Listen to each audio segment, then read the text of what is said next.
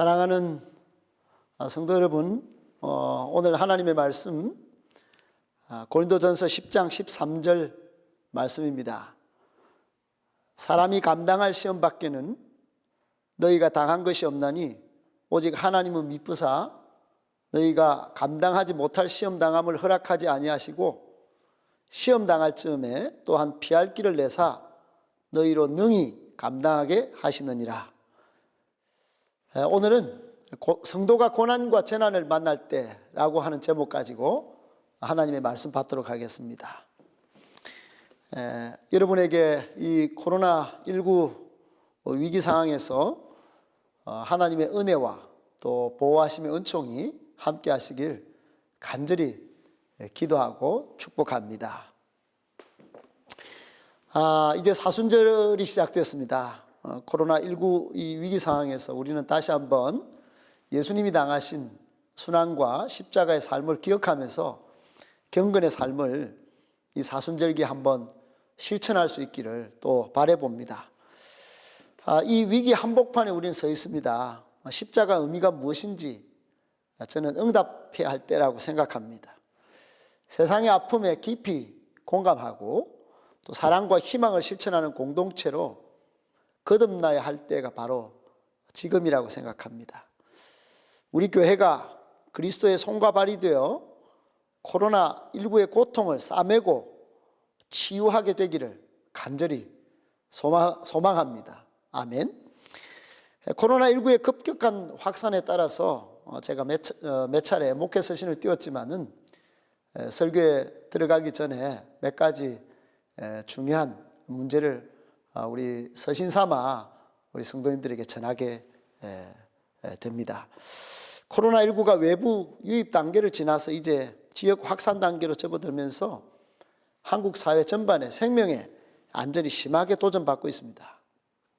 이 위기 상황이 기독교계 신흥 이단 사교 집단인 신천지의 집회로 말미암아서 슈퍼 전파자 역할을 하면서 가속화되었다는 사실이 밝혀졌습니다. 기존의 예방과 경계만으로는 불감당되는 그런 지경에 이르렀지요. 이에 대구시와 또 대기총, 교단총회 권고에 발맞춰서 우리를 비롯한 많은 교회들이 예배를 잠정 중단하고 또 우리 교회는 주일 공동 식사도 중단하는 등 적절한 조치를 취해왔습니다. 그럼에도 불구하고 더 많은 확진자가 지금 발생하고 이제 전국적인 확산이 이루어지고 있는 가운데 있습니다. 전국 교회가 주일 예배 대체 방안을 여러 각도로 고려하기 시작했는데 우리도 사회의 공적 유익을 우선시하는 그런 차원에서 이 예배를 재구성하고 또 우리의 신앙생활을 좀 조정해야 할 필요를 느꼈습니다. 하나님의 백성 공동체로서의 교회는 이웃을 위한 교회, 세상을 위한 교회로 하나님의 구원 사역에 참여하고 있습니다. 여러분, 교회의 위치를 이때 잘 정리해야 된다고 생각합니다. 교회는 세상에 불어닥친 생명의 위기 상황을 극복하기 위해서 성도들은 물론이고 사회의 모든 구성원들의 생명과 안전을 최우선으로 생각해야 합니다. 교회당의 대중집회에 당연히 모여야 되는 모임이지만 감염의 위험이 크다는 이 사실, 이게 현실로 드러났기 때문에 여러분 우리 교회도 예외가 아니죠. 그렇기 때문에 교회 안내를 여러분 주재하시고 향후 같이 모여서 감격적으로 예배 드릴 때까지는 공지사항을 잘 기억하고 실천해 주시기를 바랍니다. 우선 예배와 신앙생활에 관한 공지사항 3가지를 알려드리겠습니다. 첫째, 교회는 코로나19의 확산이 멈추어지고 예배가 가능한 시점까지 가급적 주일 예배를 가정예배나 온라인 영상예배로 드리겠습니다. 여러분에게 제공되는 이 영상 또 가정예배 순서지를 따라서 가급적 은혜롭게 예배 드리실 수 있기를 바랍니다. 아울러 개인 위생에도 만전을 기하시기 바랍니다. 둘째, 우리 교회 묵상집인 묵상하는 사람들로 새벽 예배를 대체하겠습니다. 나눔을 단톡방이나 네이버 밴드 행복한 교회 방에서 좀 적극적으로 나누면서 은혜를 받았으면 좋겠습니다. 세 번째, 코로나19 극복을 위해서 1일 공동기도문을 방송에서 제시하고 또 여러분에게 문자로 띄우겠습니다. 우리 교단의 모든 성도는 매일 10시에 이 공동기도문으로 기도를 요청받았습니다. 우리 행복한교회 성도님들도 같이 기도해 주시기를 바랍니다. 코로나19 극복을 위한 1일 공동기도문.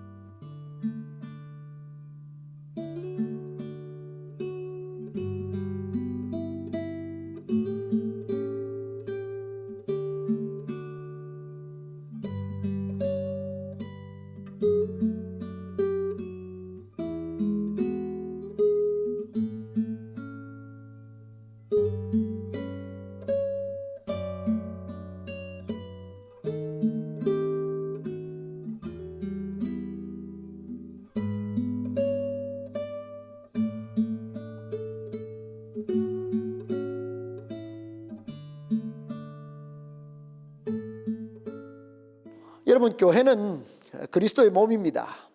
하나님이 세상을 이처럼 사랑하사 독생자를 내어주신 것처럼 교회는 세상을 위해서 존재합니다. 주님의 교회는 세상의 소금과 빛이요 세상을 살리는 생명 공동체입니다. 그러므로 교회가 생명에 해를 끼치는 전염 확산의 진원지가 되어서는 안 되는 것이죠. 교회가 사회 전체의 안녕과 유익을 위해서 주일 예배를 가정 예배로 돌리고 온라인으로 예배 드리는 것, 여러분, 우리를 신앙 생활을 힘들게 만드는 것이 아니고 오히려 우리의 믿음을 테스트하는 일일 수 있습니다. 우리는 일찍이 경험해보지 못한 그런 상황을 맞이하고 있습니다. 작금의 상황은 우리 믿음이 무엇을 의미하는지, 또 우리가 어떻게 세상에 하나님 나라를 보여줄 것인지를 심각히 묻고 있습니다. 무엇보다 이 시기는 회개와 성찰을 우리에게 요구하고 있다고 저는 생각합니다. 이번 코로나 확산의 주범으로 신천지 집단이 독버섯처럼 이렇게 세상에 다 번져 있다는 것을 우리가 확인하고 있는데, 이것도 유아적 신앙에 우리가 너무 머물러 있어서 신앙인의 삶을 잘 가르치지 못했기 때문이다 생각하고 성찰의 기회로 삼아야 된다고 저는 생각합니다. 아무튼 이제 오늘 주신 본문의 말씀을 따라서 하나님의 말씀을 받도록 하겠습니다.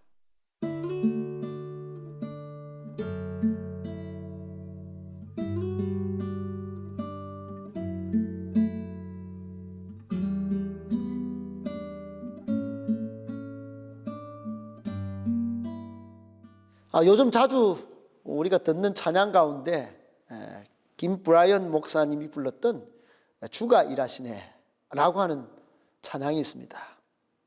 젊은이들 참 좋아하시죠? 거기 가사에 보면 이렇습니다.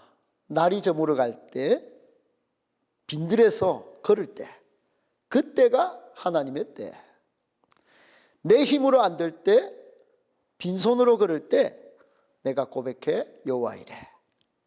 우리 모인 이곳에 주님 함께 계시네, 누리네 아버지 은혜. 적은 떡과 물고기 내 모든 걸 드릴 때 모두 고백해 여호와 이래. 주가 일하시네, 주가 일하시네. 주께 아끼지 않는 자에게 주가 일하시네.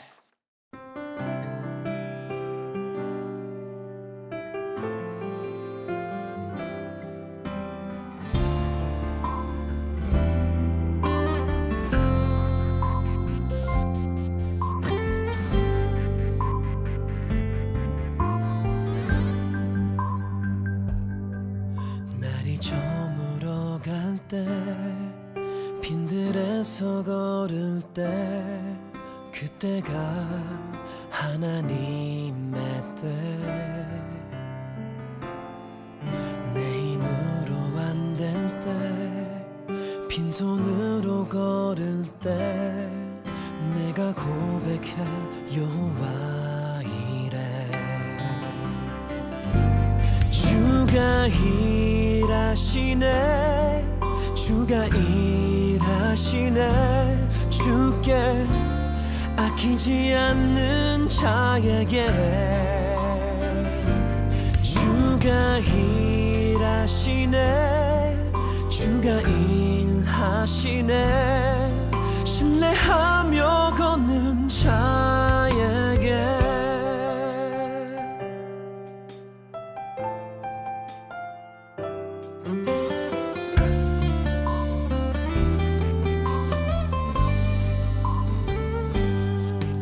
우리 모인 이곳에 주님 함께 계시네. 누리네 아버지 은혜. 적은 떡과 물고기 내 모든 걸 드릴 때 모두 고백해 여호와 이래. 주가 일하시네. 주가 일하시네. 주께 아끼지 않는 자에게 주가 일하시네. 주가 일하시네. 신뢰하며 걷는 자에게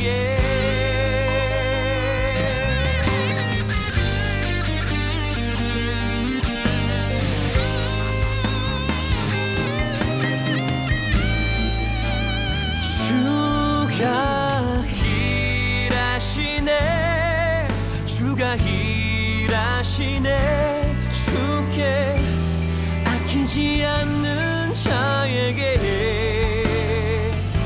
주가 일하시네. 주가 일하시네. 신뢰하며 걷는 자에게 신뢰하며 걷는 자에게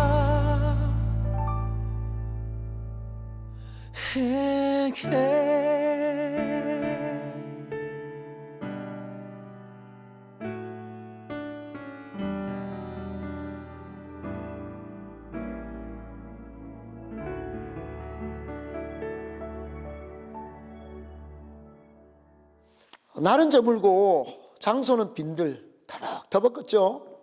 내 힘으로는 아무것도 할 수 없고 가진 것은 없는 그때, 지금 이때와 같이 우리 모두가 자가격리를 당한 것 같고 몸은 힘들고 마음마저 피폐해져 갈 때, 주변의 시선은 좋지 않고 공포와 두려움이 찾아올 그때, 여러분 이 찬양이 말씀하는 건 뭡니까? 그때가 하나님의 때라는 거예요. 그때가 하나님이 예비하여 우리를 돌보시고 책임져 주시는 때, 그때가 우리와 함께 하시는 신실하신 하나님의 은혜를 누리는 때라는 것입니다. 또 하나의 메시지가 있습니다. 그건 뭔가, 내가 가진 것 없고 주변에서는 안 될 거라고 말하고 부정적으로 나올 때 검증해 주면 내가 믿어줄게 라고 가까운 사람마저 하나님을 의심하고 신앙의 편견을 가지고 말할 그때 내 모든 것을 주님께 드리고 맡겨보라는 거예요. 그때 하나님이 책임져 주신다, 주님이 함께 하신다 라고 고백해 보라는 거예요. 그러면 어떻게 되는가? 주님이 일하십니다. 주님이 일하신다는 거예요. 주님께 아끼지 않는 믿음, 그 믿음으로 살아가는 사람, 그런 상황 가운데 주님이 일하시는 거라는 거예요. 약속의 하나님을 신뢰하고 믿음으로 한 발 한 발 전진하는 그런 사람에게 주님은 일하시네. 할렐루야, 아멘. 여러분, 2018년 8월 이탈리아 제네바 인근에서 다리 붕괴 사건이 있었습니다. 100년 버틸 다리가 50년 만에 붕괴될 때 35명 정도가 안타깝게도 생명을 잃었습니다. 다리 붕괴로 수십 대 차량이 45m 아래로 추락했는데, 다리가 무너질 때 차를 탄 채 추락했다가 가까스로 살아난 사람이 있습니다. 다이드 카펠로라고 하는 사람이 이런 말을 했습니다. 제 차가 어떻게 찌그러지지 않았는지 잘 모르겠지만 빠져나올 수 있었습니다. 마치 영화에나 나올 법한 장면이었고 지구의 종말 같았습니다 라고 말했습니다. 여러분, 누구나 위기의 순간이 있다는 말입니다. 누구나 극적으로 살아 돌아오는 순간이 있습니다. 오늘 이 사람처럼 지옥이나 종말의 상황을 고백하며 몸서리칠 때가 있습니다. 성도는요, 성도도 마찬가지입니다. 여러분, 흔히 인생을 시험 없는 인생은 없다라는 말을 합니다. 존경받는 고 옥하는 목사님은 시험 없는 신앙생활은 없다 단언했습니다. 그렇습니다, 여러분. 인생의 고난과 재난은 성도라고 해서 피해가지 않습니다. 오히려 예수 믿는 순간부터 성도는 고난과 재난의 문제 앞에서 고민이 커져가는 경우가 많습니다. 그때마다 질문하죠. 하나님은 왜 당신의 자녀요 백성에게 닥치는 고난을 외면하시는가? 하나님은 당신이 보호하는 백성이 당하는 재난을 왜 돌아보시지 않으시는가? 수많은 하나님의 백성들이 내뱉은 질문이고 철학자들의 논쟁이었습니다. 오늘날 이 문제로 신앙의 인사였다가 나는 아싸 하고 손을 들고 나가는 사람들마저 생기니 이 문제야말로 시대를 초월해서 고민하는 신앙 문제 중 가장 핫한 문제요, 신학적 논쟁거리라고 볼 수 있을 것입니다. 신종 코로나 바이러스 일명 코로나19 사태 앞에서도 마찬가지입니다. 중국 우한에서부터 시작된 이 바이러스의 공포가 이 대구 경북 땅을 휩쓸고 있습니다. 확진자의 급격한 확산으로 국가적 위기 사태로 발전하고 있습니다. 유례없는 예배 중단 조치가 이어져서 전국 교회 예배당 문이 꼭꼭 닫히고 가톨릭뿐 아니라 불교마저도 모임을 중단하는 긴급 조치를 내렸습니다. 한마디로 참 어려운 위기의 시대입니다. 저는 최근에 예배가 좀 중단되고 깝깝해서라기보다는 이 대구 땅을 보도하는 언론 보도가 맞는지 안 맞는지, 또는 이 땅의 상황이 어떤지 일부러 차를 타고 언론 방송에 보도되는 대구 시내를 확인하는 버릇이 생겼습니다. 실제적인 것도 있고 과장된 것도 있습니다. 다녀보니까 그렇습니다. 하지만 가장 비통한 것은 교회 모습이에요. 다문을 꽁꽁 잠그고 있습니다. 어떤 교회는 신천지 때문에 울고 있습니다. 물론 그 모습을 보면서 이 작은 가슴으로 눈물이 흐릅니다. 저는 이런 또 저런 상황들을 지켜보면서 여기에 굉장히 중대한 오해와 편견 속에 괴물처럼 자라고 있는 공포라고 하는 것을 발견했습니다. 저마다의 사람들이 솔깃한 사건 위주로 보도되는 언론 보도에 의해서 막 공포의 포로가 되어서 아침 저녁으로 자신과 가족, 심지어 자신이 속한 도시가 마치 바이러스로 점령당하는 상황에 몰리고 있는 것 같이 느끼는 것 같습니다. 마치 출애굽 성도들이 사막에서 원망과 불평의 바이러스에 전염돼서 모세를 향하여 손가락질하고 영적으로는 하나님을 대적한 것처럼 그런 느낌을 갖습니다. 지금 상황이 정부의 대처를 희망적으로 기대하다가 뒤늦게서 마치 부비 트랙 터지듯이 공포의 부비 트랙이 막 터진 것 같이 전부 공포의 파편을 맞은 것 같은 그런 느낌을 갖습니다. 이런 중에 수많은 갈등과 또는 편견과 오해와 심지어 사교 집단 신천지 세력의 거짓과 그들의 무책임한 반사회적 행동을 목도하고 있습니다. 물론 그 중에 이 대구 땅을 향하여 오는 의인도 등장하고 치료하는 과정과 이 나라를 생각하는 감동 스토리들이 심심찮게 드러나고도 있습니다.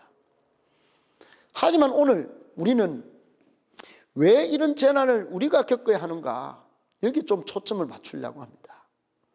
혹자는 세월호 때 유병헌과 구원파가 대구 남구와 관련되었고, 또 이런 코로나19가 신천지 다대오 지파로부터 시작돼서 걷잡을 수 없이 확산되고 있는데, 이게 대구 남구에 있다는 것을 거론하면서 꼬집고 있습니다.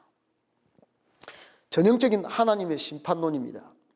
이처럼 고난과 재난이 하나님의 뜻이라고 주장하는 사람들이 있는 반면에 그렇지 않는 분들도 있습니다. 오히려 지금 위로의 때다, 지금 사회 공적인 역할을 교회가 생각할 때다, 이렇게 주장하는 분들도 있습니다. 저는 오늘 왜 선한 백성이 재난 앞에서 또 고난을 겪는데 어떤 자세를 취해야 될 것인가, 여기에 집중하려고 합니다. 거기서부터 출발해서 우리가 이 고난과 재난 앞에서 어떤 바른 자세를 가지고 또 앞으로 선한 역할을 모색할 수 있는지 그걸 살피려고 합니다. 굉장히 중요한 문제입니다. 여러분, 이런 고난과 재난 안에서 우리를 향한 하나님의 뜻은 뭔가? 하나님은 왜 이런 고난과 재난을 겪게 하시는가? 그것을 우리는 이때 한번 꼭 점검해 봐야 할 때입니다. 그런데 오늘 사실 본문에 그 해답이 있습니다. 본문을 같이 한번 여러분 읽어봤으면 좋겠습니다. 신약성경 274쪽에 있습니다. 사람이 감당할 시험 밖에는 너희가 당한 것이 없나니 오직 하나님은 미쁘사 너희가 감당하지 못할 시험 당함을 허락하지 아니하시고 시험 당할 점에 또한 피할 길을 내사 너희로 능히 감당하게 하시느니라. 사랑하는 여러분, 먼저 오늘 본문 고린도전서 10장 13절은 사도 바울이 고린도 교회 교인들을 일깨우면서 구약 이스라엘 백성들, 특히 출애굽 백성들이 겪었던 삶의 문제를 가져와서 그 시대 상황 속에서 고린도 교인들을 교훈하는 그런 장면입니다. 바울의 입장은 분명합니다. 하나님께서 성도들을 테스트, 시험하신다는 거예요. 오늘 본문은 하나님께서 테스트하는 이 테스트로서의 시험, 이 사실을 주목하여 시사하고 있습니다. 보통 시험에는 두 가지 측면이 있죠. 하나는 하나님께서 주시는 믿음 테스트로서의 시험, 그리고 마귀가 주는 유혹, 템테이션이라고 하는 그런 차원에서의 시험이 있습니다. 이번에 코로나19로 제가 학생에게 물어봤습니다. 한 학생에게 코로나 사태가 니한테는 무엇이니? 무언 것 같니? 이렇게 물었는데, 네, 알곡과 가라지를 걸러내는 채와 같은 것 같습니다, 이렇게 대답했습니다. 저는 그 대답을 듣는 순간, 야, 참 멋지다, 이렇게 생각했습니다. 여러분, 오늘 본문에서의 시험은 무엇입니까? 그렇습니다. 여러분, 하나님께서 우리의 믿음을 강화하려고 믿음을 증명해 보이도록 시험을 주시는 경우가 있다라는 것이에요. 그래서 감당할 시험 밖에는 당한 것이 없다라고 하는 것입니다.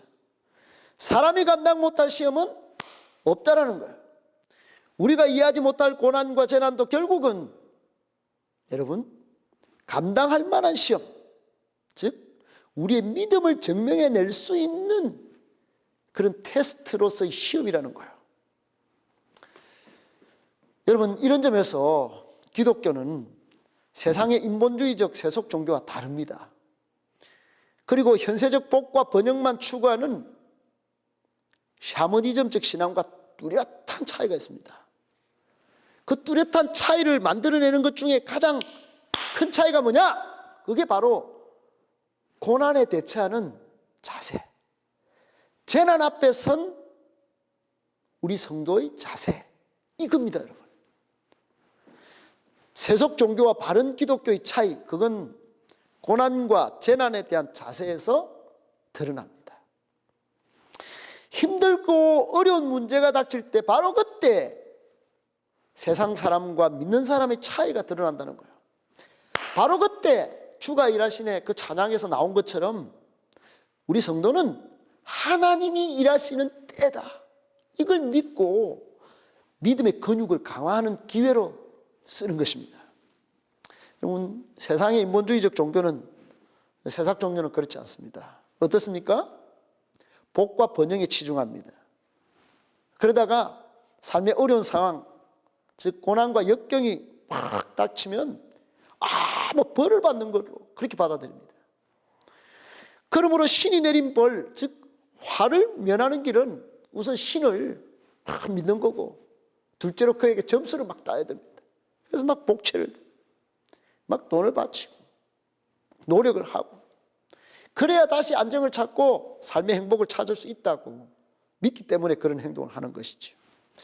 샤머니즘에 물든 사람들은 거의 이런 입장에 예외가 없습니다. 여러분, 그 심중에 늘 이런 생각이 들어차 있기 때문에 인생의 문제가 꽝 터지면 화를 입었다고 생각하는 거예요. 그리고는 전통의 습관을 쫓아서 이 문제를 막, 여러분 역사 이래로 다 이렇게 문제를 해결해 왔습니다. 한국적 전통 샤머니즘에 물든 일부 성도들의 행태도 예외가 아닙니다. 여러분, 이들은 가장 좋은 신, 이제 가장 화끈한 신, 가장 위에 있다고 믿는 고차원적인 신, 그분은 하나님을 믿는 신앙심으로 평상시는 문제가 없습니다. 여호와는 나의 목자시니 내게 부족함이 없으려다, 그렇게 하면서 평온하게 신실하기까지 합니다. 주님을 믿는 자녀로서 아무런 어려움이나 역경이 닥치지 않을 것으로 그렇게 믿고 떵떵거리며 살아갑니다. 하지만 갑작스러운 문제가 닥칠 때 흔들립니다. 예기치 않은 삶의 고난이 닥칠 때 뒤로 물러납니다. 거듭된 삶의 어려움이 닥칠 때 이런 신앙은 거의 100% 무너집니다. 하나님에 대한 오해가 근본부터 몸에 배어 있으니 삶의 역경이나 이해하지 못할 재난이 닥치면 신앙의 큰 회의가 막 회오리처럼 찾아오는 것입니다.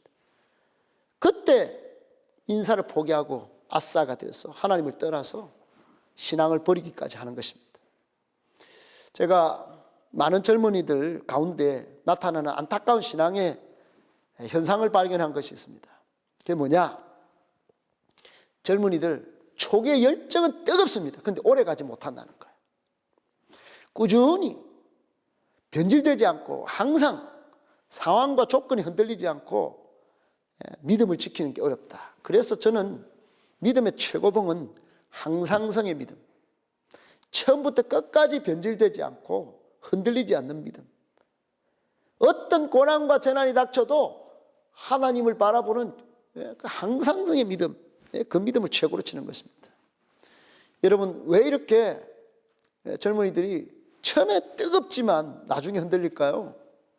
왜 아싸로 가난한 성도가 될까요? 그건 하나님에 대한 오해가 그 근본에 있다고 저는 생각합니다. 그 근본 문제가 뭐냐? 하나님에 대한 명백한 오해인데 하나님에 대해서 무지한다는 거야. 내가 생각하는 하나님은 그런 분이 아니다. 나는 이때까지 하나님을 잘 모르고 있었다. 그러는 거예요. 사랑하는 여러분, 성경은 어느 곳에서도 하나님을 믿으면 고난과 시련이 사라진다 이렇게 말씀하지 않습니다.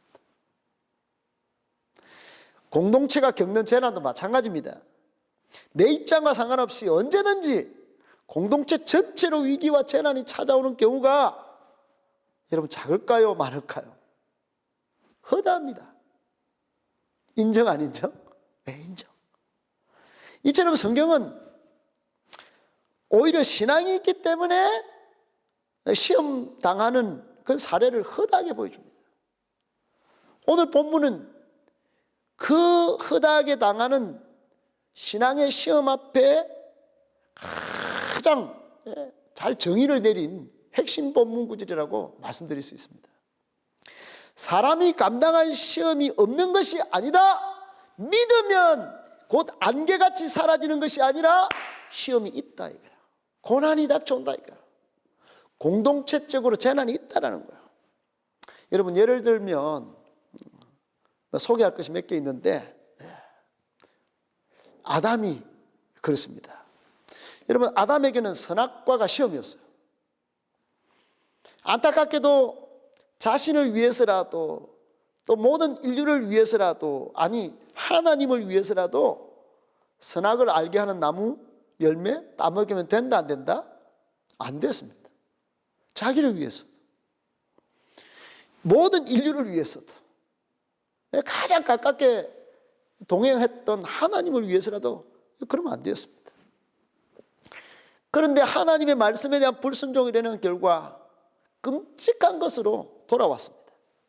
여러분 기억하십시오. 내가 저지른 죄악은 결국 부메랑이 되어 죄값을 치르게 된다는 거.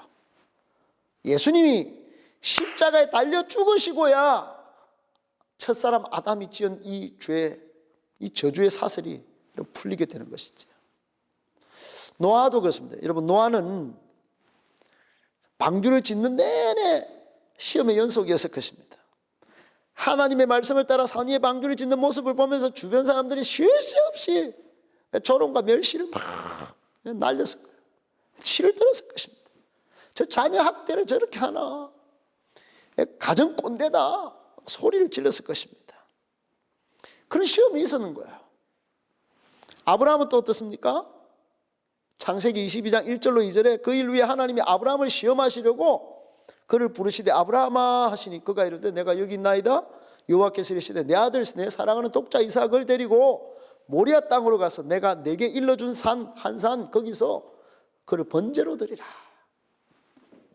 여러분 이게 보통 사건이 아닌 줄 많이 들으셨죠? 눈에 넣어도 아프지 않을 아들입니다. 그것도 100세 얻은 소중한 생명 아들입니다. 이 이삭을 번제물로 드리라니.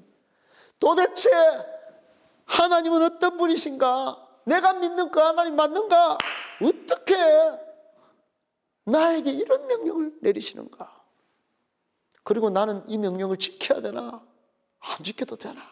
그 사이에서 하나님과 아들 이삭 사이에서 자신의 믿음과 감정 사이에서 사회적 시선과 아내 살해 사이에서 아브라함은 참으로 엄청난 갈등과 고민의 시간을 겪었을 것입니다. 그리고 3일길 모리아산까지 가는 그동안의 아브라함의 마음은 철학자 키에르케고가 말한 것처럼 공포와 전율이었을 것입니다. 가히 그랬을 것입니다. 여러분 이 세상에서 신앙을 가졌던 사람 중에 단 한 사람도 시험을 받지 않은 사람은 없습니다. 하나님의 시험을 통과하지 않고서 바른 신앙생활을 하기는 참 어렵습니다. 기독교는 현실 속에 복과 번영만 추구하는 종교가 아니기에 더욱 그러한지 모릅니다. 현실의 고난과 재난을 넘어서 장차 나타날 영광을 바라볼 수 있기 때문에 그렇겠습니다. 이런 모습은 또 다른 예로서 확인할 수 있습니다. 여러분 미래의 영광을 보고 현재 고난을 참았는 대표적인 사람 꼽자면 요셉입니다. 여러분 요셉은 노예로 팔렸습니다. 오해까지 받아서 감옥 생활까지 합니다. 그러나 결국 하나님은 그것을 선으로 바꾸어서 많은 백성의 생명을 살리십니다. 창세기 50장 20절. 당신들은 나를 헤아려 하였으나 하나님은 그것을 선으로 바꾸사 많은 생명을 살리려 하신다니. 여러분 영광의 날을 바라보는 영적 실력 무장이 이루어진 이 요셉은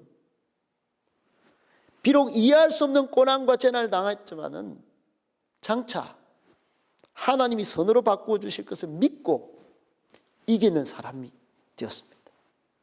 우리 신앙생활의 좋은 표준이 바로 요셉입니다. 성경의 위대한 인물 다윗도 마찬가지죠. 다윗은 골리앗을 때려 눕힌 혁혁한 전공에도 불구하고 사울의 부당한 시기심의 창을 받아야 했습니다. 억울했을 것입니다. 눈물이 났을 것입니다. 잘 피해가지고 결국 광야 사막으로 또 동굴로 도피 생활을 했습니다. 누구나 하나님 앞에 던질 수 있는 질문을 다윗은 많은 사람들에게 직접 들었을 것입니다. 하나님도 저를 버렸어. 여러분, 의문과 회의의 좋은 먹잇감 바로 다윗이었을 것입니다. 심지어 우리 예수님도 40일간의 금식기간 중 사탄의 시험을 받으셨습니다. 그렇다면 이제 우리에게 초점을 맞춰야 됩니다. 그러면 우리는 어떤가 이게? 우리는 시험과 고난과 재난 앞에서 어떤가 이게? 여러분, 예외일 수가 없습니다. 우리도 하나님을 우리 아버지로 섬기는 한 시험을 받는다는 사실입니다. 한 번으로 그치면 좋으련만 예수님 안에서 겹쳐서 고난과 재난이 닥쳐올 때도 있습니다. 결코 유쾌한 일이 아닙니다. 참으로 뼈를 때리는 아픔의 순간입니다. 지금도 우리 성도님 안에 이런 아픔을 겪는 분이 제법 많습니다. 목사로서 해결 못 해줄 때 정말 가슴에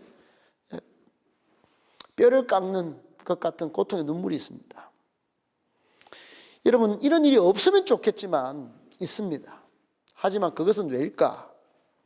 오늘 본문은 대답합니다. 이를 통해서 더욱 단단하고 성숙한 믿음이 되라고, 또 우리가 소속된 공동체와 이 땅을 섬기는 사람으로, 하늘 사람으로 변화되길 원하시기 때문에 그렇다는 것입니다. 여러분 기억하십시다. 학창시절의 시험이나 여러 면허증, 오늘 우리를 먹여 살리는 과정이 되었지 않습니까? 그것이 없다면 오늘 여러분 그 시험을 통과하는 자에게 마치 오늘 이런 놀라운 결과, 이런 열매를 따먹듯이 하나님이 주신 테스트로서의 이 시험은 장차 영광으로 찾아오는 것입니다. 그러므로 여러분, 의심보다 하나님의 신실하심을 믿고 능동적으로 대응하고 극복해야 할 줄로 믿습니다. 야고보서 1장 12절 15절에 귀한 말씀이 있습니다. 시험을 참는 자는 복이 있나니 이는 시련을 견디어낸 자가 주께서 자기를 사랑하는 자들에게 약속하신 생명의 면류관을 얻을 것이기 때문이라. 사람이 시험을 받을 때 내가 하나님께 시험을 받는다 하지 말지니 하나님은 악에게 시험을 받지도 아니하시고 친히 아무도 시험하지 아니하시느니라. 오직 각 사람이 시험을 받는 것은 자기 욕심에 끌려 미혹됨이니 욕심이 잉태한 즉 죄를 낳고 죄가 장성한 즉 사망을 낳느니라. 그래서 두 가지 말씀합니다. 하나는 유혹으로, 하나님이 유혹으로 넘어뜨리기 위해서 주는 시험이 우리에게는 아니다는 거예요. 그건 죄 때문에 그렇고, 하나님이 주시는 시험, 그 테스트로지 시험은 잘 참는 사람이 복이 있다는 거예요. 사랑하는 여러분, 시험을 믿음으로 잘 견디는 아브라함이 받은 신앙의 메달이 있습니다. 엄청난 메달입니다. 아까도 말씀드렸다시피 아브라함은 모리아산으로 올라갈 때 공포와 전율로 올라갔을 것인데 거기서 믿음을 증명해냈습니다. 믿음을 증명해낸 아브라함이 받은 것, 하나님의 메달이 창세기 22장 11절 12절에 있는데 그 메달 이름에 이렇게 되어 있습니다. 하나님을 경외하는 믿음의 사람 아브라함. 여러분, 그 본문은 이렇습니다. 여호와의 사자가 하늘에서부터 그를 불러 이르시되, 아브라함이 이제 이삭을 막 칼로 찌르러 갈 때 아브라함아 아브라함아, 아브라함이 여기 제가 있나이다. 그럴 때 사자가 그 아이에게 내 손을 대지 말라, 그에게 아무 일도 하지 말라. 내가 내 아들 내 독자까지도 내게 아끼지 아니하였으니 내가 이제야 내가 하나님을 경외하는 줄을 아노라. 사랑하는 여러분, 하나님의 믿음을 딱 지킬 때 여러분 시험을 잘 통과하면 하나님이 메달을 주시는 거예요. 베드로전서 4장 12절로 13절에 사랑하는 자들아 너희를 연단하려고 오는 불시험을 이상한 일 당하는 것 같이 이상하게 여기지 말고 오히려 너희가 그리스도의 고난에 참여하는 것으로 즐거워하라. 이는 그의 영광을 나타내실 때에 너희로 즐거워하고 기뻐하게 하려 함이라 그랬습니다. 여러분, 이제 말씀을 정리할까 합니다. 오늘 고난과 재난 앞에 서 있는, 특별히 코로나19로 고통받는 이 땅과 이 민족을 향해 주시는 하나님의 메시지입니다. 또한 우리 행복한 교회 성도님들, 예배 드리러 오고 싶어도 오지 못하는 이 상황 속에 여러분이 겪고 있는 많은 아픔과 그 눈물 속에 주시는 하나님의 위로의 메시지입니다. 세 가지. 첫째, 성도라도 인생의 고난과 재난은 피해가지 않는다는 사실입니다. 그 시험 없는 신앙생활은 없다는 거예요. 두 번째, 주님은 성도가 감당할 만한 시험만 허락하시고 시험 당할 점에 또한 피할 길을 내신다는 겁니다. 마지막 세 번째, 하나님의 시험은 능히 감당하게 하시는 시험, 곧 하나님의 시험은 우리를 멸망하게 하는 유혹이 아니다는 사실입니다. 사랑하는 여러분, 선하신 하나님이 우리를 사랑하십니다.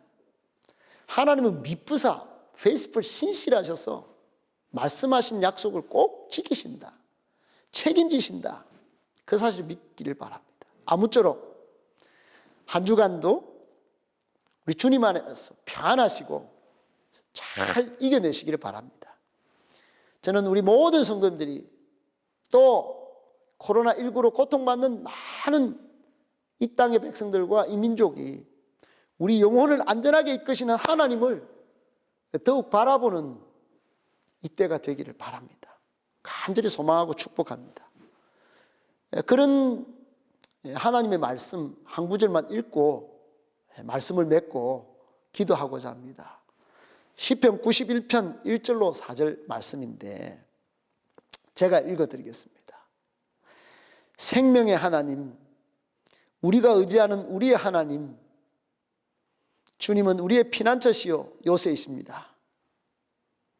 우리가 지존하신 하나님의 거처에 몸을 숨기고 전능하신 주님의 그늘 아래 머물게 하소서. 우리를 사냥하는 자의 덫과 죽을 병에서 건져주시며 주님의 날개로 덮어주시고 그 깃 아래 숨겨주소서. 사랑하는 여러분, 우리 영혼이 주님의 날개 그늘 아래 머물 때 평온할 수 있습니다. 눈에 보이는 코로나19 바이러스도 무섭지만 영혼을 덮치는 공포의 바이러스도 무서운 것입니다. 두려움은 하나님이 주시는 것이 아닙니다. 시험을, 믿음을 강화시키고 믿음의 근육을 키우는, 믿음을 증명해내는 이번 코로나19의 시험이다 생각하시고 여러분 믿음을 잘 지키시고 안전한 영혼, 평안한 영혼으로 살아가시기를 주 예수님의 이름으로 축복합니다. 아멘. 기도하시겠습니다. 사랑하는 하나님 아버지, 코로나 바이러스의 발병을 모든 사람들이 두려워하고 있습니다. 하지만 죽어가면서도 죽어가는지 모르는 불신앙의 영적 코로나 바이러스도 있는 줄로 압니다. 육신의 코로나 바이러스 한 번 죽는 것으로 끝나지만 예수님을 알지 못해 사망하는 영적 코로나 바이러스는 우리의 영혼의 치명적인 죽음에 빠지게 할 것입니다. 하나님, 우리는 이때 우리의 모든 인생의 문제를 책임져 주시는 예수님 앞에 나와 영혼의 자유함을 얻고 영적인 쉼을 얻을 수 있기를 원합니다. 참된 평안을 이 세상에 드러내 보이시고 믿음을 증명하도록 이끄시는 성령님의 그 충만한 은혜를 더 잊기 원합니다. 그리하여 하늘 영광을 보게 하시고 이 시기를 잘 지나도록 도와주시옵소서. 하나님 아버지, 어서속히 코로나19 감염증이 그 힘을 잃고 소멸되도록 역사하여 주시옵소서. 방역과 치료에 전념하는 모든 관계자들에게 지치지 않는 힘을 주시고 긍휼과 위로를 더하여 주시옵소서. 또한 거짓 모략 집단인 신천지의 실체가 온천하에 드러나 더 이상 이 땅에 발붙이지 못하게 하시고 국민적 공분을 사는 계기를 맞아 어서속히 미혹에 빠진 모든 사람들이 회개하고 진리신 예수께로 돌아오게 하여 주시옵소서. 대구의 모든 교회와 성도가 이 위기의 때에 깨어있게 하시고 역사적, 시대적 책임을 다하고 지역사회의 빛과 소금의 역할을 다하도록 성령으로 기름 부어 주시옵소서. 서로 합력하여 슬기롭게 헤쳐나갈 수 있도록 은혜 위에 은혜를 더하여 주시옵소서. 아울러 극빈곤층과 약자, 작은 교회의 어려움을 돌보아 주시옵소서. 위로와 긍휼을 구하옵고 이 모든 말씀 사랑이신 주 예수님의 이름으로 간절히 기도드리옵나이다. 아멘.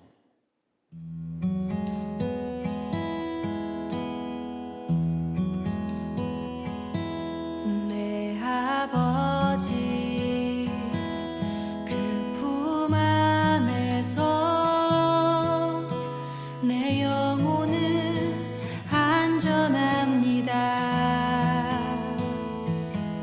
주 손길로 내 삶을 안으시니 그 평강이 나를 덮습니다.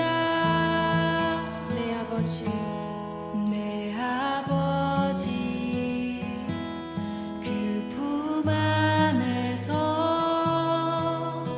내 영혼은 안전합니다.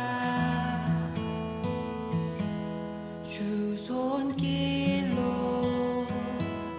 내 삶을 안으시니 그 평강이 나를 덮습니다. 나 비록 넘어지며 흔들리지만 주 내 안에 거하며 나를 붙드시니 내 생각을 주께로 돌리고 주시는 평강의 옷을 입습니다.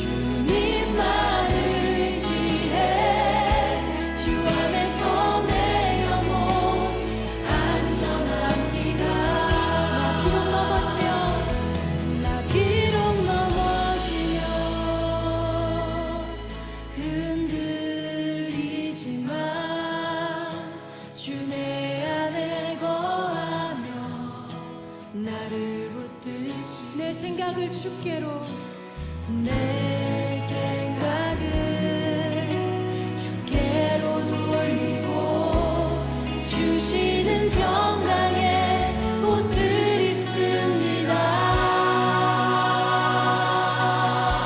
아멘.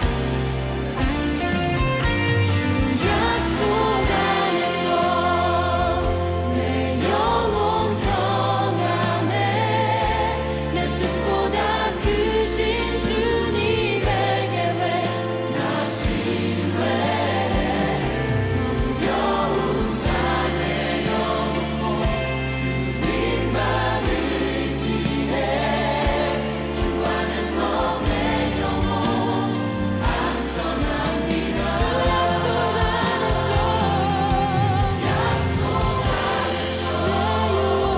내 영혼 평안해 내 뜻보다 크신 주님의 계획 나 신뢰해 두려움 다 내려놓고 주님만 의지해 주 안에서 내 영혼 안전합니다. 두려움 다 내려놓고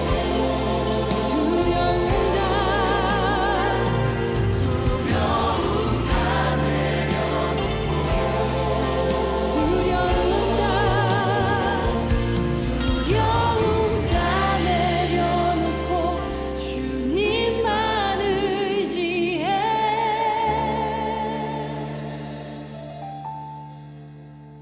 주 안에서 내 영혼 안전합니다.